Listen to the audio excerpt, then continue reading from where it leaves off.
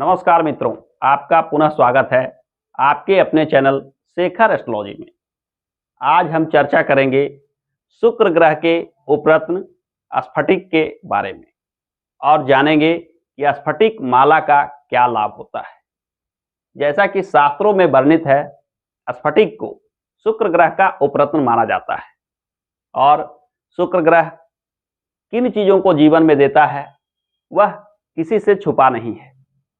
शुक्र ग्रह न केवल भौतिक सुख देने के कारक ग्रह है, बल्कि यह कला, संगीत, सुंदरता आदि क्षेत्रों को प्रभावित करता है।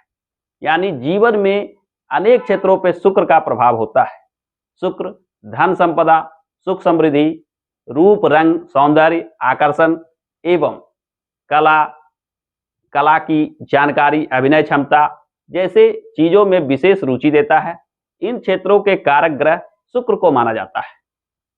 यदि आपके जन्म कुंडली में शुक्र किसी शुभ भाव के कारक होकर स्थित हो, यानी शुभ फल देने की स्थिति में हो, उस अवस्था में यदि आप स्फटिक माला का प्रयोग करते हैं, यानी स्फटिक माला को धारण करते हैं, तो शुक्र के फलाफल को बढ़ाता है और शुक्र के फलाफल बढ़ने से आपको शुक्र के जो नैसर्गिक प्रभाव हैं वो धीरे धीरे बढ़ने लगता है। जीवन में सुख, समृद्धि, धन संपदा जैसी चीजों का आगमन बढ़ने लगता है। जीवन में शुक्र के शुभ प्रभाव से अनेक प्रकार के सुख सुविधा प्राप्त होने लगते हैं। स्फटिक माला अनेक रूपों में प्रयोग किया जाता है। स्फटिक माला का सीधा संबंध शुक्र से है, अतः स्फटिक माला पे यदि लक्ष्मी जी से जुड़ा हुआ पूजा पाठ करते हैं तो यह निश्चित मानिए कि लक्ष्मी माता उस पर शीघ्र प्रसन्न होते हैं। यानी लक्ष्मी जी के मंत्रों का जाप यदि आप स्फटिक के माला पे करते हैं तो यह ज्यादा प्रभावकारी होता है। यानी जिन मंत्रों का जाप आप अन्य माला पे करते हैं उसे यदि स्फटिक माला पे करते हैं, यानी लक्ष्मी जी से जुड़े हुए मंत्रों का जाप स्फटिक माला पे करने से आपको लक्ष्मी जी का आशीर्वाद शीघ्र प्राप्त होने लगता है। साथ ही साथ शुक्र के प्रभाव के बढ़ने से आपको लक्ष्मी जी का आशीर्वाद बढ़ने लगता है। स्फटिक माला को किन लोगों को पहनना चाहिए, किन लोगों को नहीं पहनना चाहिए, तो जैसा कि जन्म कुंडली में दिखता है कि जन्म कुंडली के मुख्य स्थान यानी केंद्र भाव, पहला भाव, सातवां भाव, चौथा भाव और 10वां भाव, यानी बीच का चारों भाव, और पंचम भाव और नवम भाव यानी केंद्र त्रिकोण भाव, इन भावों के अधिपति यदि शुक्र हो, यानी वृष और तुला राशि इन भावों में स्थित हो, तो यह मानिए कि शुक्र आपके लिए शुभ फल देने वाला ग्रह बन गया है। इस स्थिति में यदि आप शुक्र से जुड़े हुए माला यानी स्फटिक की माला धारण करते हैं तो यह निश्चित मानिए कि आपको शुक्र के शुभ फल विशेष रूप से प्राप्त होने लगते हैं। स्फटिक माला अनेक प्रकार से लाभ करता है। शुक्र के शुभ फल बढ़ाने से न केवल आप में धन संपदा कमाने में रुचि पैदा होगी, यदि आप अभिनय, कला या संगीत के क्षेत्र में जुड़े हैं तो यह निश्चित मानिए कि स्फटिक माला धारण करने से आपको इन क्षेत्रों में सफलता मिलना आसान हो जाएगा, क्योंकि शुक्र के कारकत्व के कारण शुक्र के शुभ फल इन क्षेत्रों में सफलता को आसान बनाता है। शुक्र का यदि सीधा संबंध लग्न से हो, यानी लग्न में वृष राशि या तुला राशि हो, तो यह आपके शरीर, रूप रंग और आपके चेहरा मोहरा को प्रभावित करता है। इस अवस्था में यदि शुक्र के उपरत्न स्फटिक की माला धारण किया जाए तो आप में आकर्षण शक्ति बढ़ती है। आप जहां जाते हैं लोग आकर्षित होते हैं, आपका रूप रंग में निखार आता है, आप में आत्मविश्वास की भावना बढ़ते जाती है।